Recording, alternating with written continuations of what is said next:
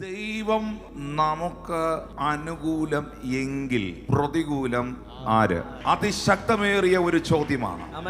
ഈ ലോകത്തിലെ സകല മനുഷ്യരും, സകല സംവിധാനവും, സകല വ്യക്തിത്വങ്ങളും, പണവും പ്രതാപവും കഴിവും ഇതെല്ലാം നിങ്ങൾക്കുണ്ടെങ്കിലും ദൈവം നിങ്ങളുടെ സൈഡ് അല്ലെങ്കിൽ, ദൈവം നിങ്ങളുടെ കൂടെ അല്ലെങ്കിൽ, നിങ്ങളുടെ ജീവിതം, നിങ്ങളുടെ തലമുറ ഒരു പരാജയമാകാൻ സാധ്യതയുണ്ട്.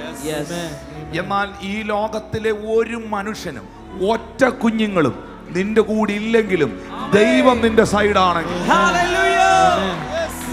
ദൈവം നിന്റെ കൂടെ ഉണ്ടെങ്കിൽ നിന്റെ ജീവിതം വലിയ വിജയമായി മാറും.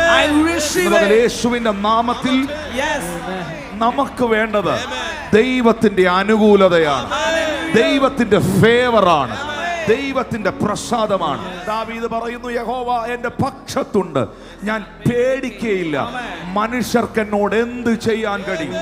ആകയാൽ ഈ ദൈവം നിങ്ങൾക്ക്, നിങ്ങളുടെ തലമുറയ്ക്ക്, നിങ്ങളുടെ കുടുംബത്തിന്, നിങ്ങളുടെ ശുശ്രൂഷയ്ക്ക് അനുകൂലം എങ്കിൽ പ്രതികൂലം ആര്? ദൈവത്തിന്റെ അനുകൂലത എന്റെ പ്രതികൂലങ്ങളെ നീക്കുന്നതാണ്.